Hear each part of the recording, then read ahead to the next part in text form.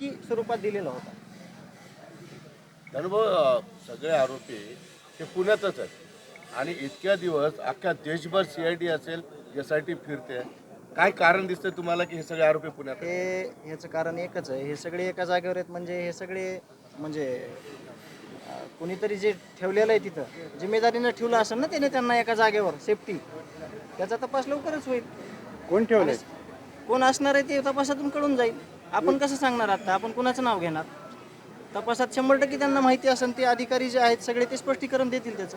आरोपी अटक व्हायला जितके दिवस लागत आहे तपास निष्पक्ष होईल असं वाटतं का? तपास निष्पक्ष व्हायलाच पाहिजे आणि आम्ही त्याच्याशिवाय मागे हटणार नाही. माझ्या भावाला, माझ्या कुटुंब प्रमुखाला न्याय मिळालाच पाहिजे आणि आमची स्पेशल मागणी आहे तशी आम्ही 1-2 दिवसात मांडणार आहे. थँक्यू, धन्यवाद.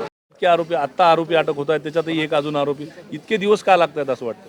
हे सराईत गुन्हेगार आहेत, हे साधे गुन्हेगार नाहीत. हे सगळ्या महाराष्ट्राला लपून 20-25 दिवस राहतात म्हणजे हे सर्वसामान्य माणसं नाहीत. ह्या जबरदस्त विकृती आहेत. ह्याचा समूळ नायनाट केला पाहिजे तरच आपला महाराष्ट्र आहे सगळा. म्हणजे एकट्या माझा भाऊ, माझ्या कुटुंबातला आधार, गावचा आधार आणि म्हणजे सगळ्यांचे जे आदर्श होता त्याला न्याय मिळणार नाही त्याच्याशिवाय. सगळे गोष्टींचं ह्या सखोल चौकशी होऊन सगळ्यांना शिक्षा भेटली पाहिजे. अनुभव हे सगळे आरोपी पुण्यातून पकडले जातात. वाल्मिक कराडबद्दल एक अपडेट समोर येते की निवडणुकीपूर्वी पैसे देऊन त्यांनी संरक्षण घेतलं होतं आणि असं सहज संरक्षण कुणालाही दिलं जातं आणि ते तो यंत्रणेचा, प्रशासनाचा विषय आहे. त्याची त्यांनी स्पेशल चौकशी करून जे कुणी त्याच्यामध्ये ज्यांनी कुणी संरक्षण दिलेलं आहे आणि कुठल्या आधारे दिलं आहे त्याचं स्पष्टीकरण त्यांनी दिलं पाहिजे. म्हणजे समाजाला पण कळेल की संरक्षण नेमकं सरकार कुणाला देऊ शकतंय. सर्वसामान्य लोकांना पण ती गोष्ट कळेल. तर इतके दिवस का लागत आहेत? पहिल्यांदा पोलीस तपास असेल, नंतर आरोपी आणखी गावातल्या प्रत्येक माणसाला आम्ही ओळखतो, पण त्याच्यातल्या ज्या कोणी विकृती असतील तो कुणी असू द्या त्याला सजा व्हायला पाहिजे. हे सगळे मुख्यमंत्र्यांपासून ते सर्वसामान्य जनता तेच बोलती, कुणी असलं तरी त्यांना शिक्षा द्या. मग ते वाढतील. 100% वाढतील. आणि मी जे सुरुवातीला सांगितलेलं आहे ह्याच्यामध्ये कुठल्या जातीपातीचा विषय नाही, ह्याच्यात कुठल्या धर्माचा विषय नाही, ह्याच्यात कुठल्या विशिष्ट एखाद्या प्रजातीचा विषय नाही. ही एक विकृती आहे समाजातली आणि ते कोणीही असो त्या विकृतीला सगळ्यांनी नष्ट केलं पाहिजे ह्यांनी आणि एक धडा शिकवला पाहिजे आणि समाजात एक असा मेसेज गेला पाहिजे की कुणालाही चूक केल्यावर माफी भेटत नाही ह्या महाराष्ट्रामध्ये, असं एक उदाहरण झालं पाहिजे आणि माझी पण तीच मागणी आहे. संतोष अण्णांची माहिती ज्याला होती ह्याच्यात आता तो जो एक आरोपी राहिला आहे तो ज्यावेळेस ताब्यात येईल त्यावेळेस मग ह्या सर्वांची कसून चौकशी करण्यात येईल आणि जे हे खंडणी असेल किंवा हत्या असेल ह्याच्यात एकतर गोष्ट आपल्याला स्पष्ट झाली की ही संघटित गुन्हेगारी.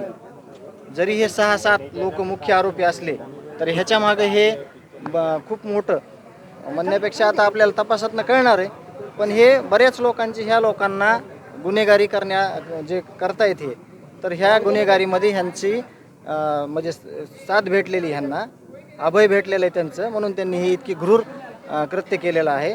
तर तो आरोपी जो आहे एक राहिलेला तो ताब्यात आल्यानंतर पुढील चौकशी हे चांगल्या पद्धतीने करतील. आणखी एका आरोपीला 100% मागणी आहे आणि मुख्यमंत्री साहेबांना सभागृहात अधिवेशनात सांगितलेलं आहे तसं की ह्या सगळ्यांवर मोका लावण्यात येईल आणि लावलाच पाहिजे. प्रमुख मागणी आहे ती सुद्धा. धनुभाऊ आणखी एक आरोपी पकडला आहे, त्याचं नाव आणखी डिस्क्लोज नाही झालेलं आहे, ज्यांनी संतोष अण्णा कुठं गेले, कुठून आले याची माहिती आरोपींना देत होता आणि पळून धनुभाऊ काय म्हणाल? 2 आरोपी पकडले गेले, काय म्हणाल? एक आरोपी त्याच्या शोधात आहे पोलीस आणि तो लवकरच जेरबंद होईल. आणि माझी आत्ताची प्रमुख मागणी आहे सध्याची, हे संघटित गुन्हेगारी जी आहे ही सगळी, या सगळ्यांना लवकरात लवकर ह्याला राहिलेला एक मुख्य आरोपी आहे त्याला पकडून परत ज्यांनी ह्या सगळ्या आरोपींना मदत केली आहे घटना घडायच्या अगोदर, घटना घडल्यानंतर सगळ्यांना तपासून यांना पण योग्य ती शिक्षा भेटायला पाहिजे. पण 2 आरोपी पकडले, काही समाधान वाटते मनाला? मी सकाळी सांगितलं होतं, सकाळी ज्यावेळेस मी घरून निघलो की योग्य तपास चालू आहे आणि लवकरच जे गुन्हेगार आहेत ते जेरबंद होतील आणि तसंच झालं. आम्ही अर्ध्या वाटात होतो, आम्हाला माहिती समजली की 2 आरोपी मुख्य आरोपी ताब्यात घेतलेत आणि ते राहिलेला एक आहे तो पण नक्कीच लवकरात लवकर ताब्यात येईल आणि मग त्याच्यानंतरचं पुढचं जे पाऊल आहे आपलं म्हणजे आपल्याला जे सांगायचं आहे आपल्याला प्रशासनाला पोलीस यंत्रणेला CID ऑफिसरला की पुढचं माझी जी विनंती करणार आहे मी तर ते त्यावेळेस मी सांगेन. सुदर्शन घुले हा खंडणीपासून अपहरण आणि हत्या या तिन्ही गुन्ह्यांमध्ये आहे. तो प्रमुख आरोपी.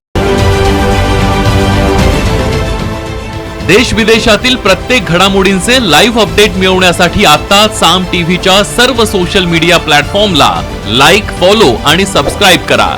तसंच सर्व नोटिफिकेशनसाठी बेल आयकॉन प्रेस करायला विसरू नका.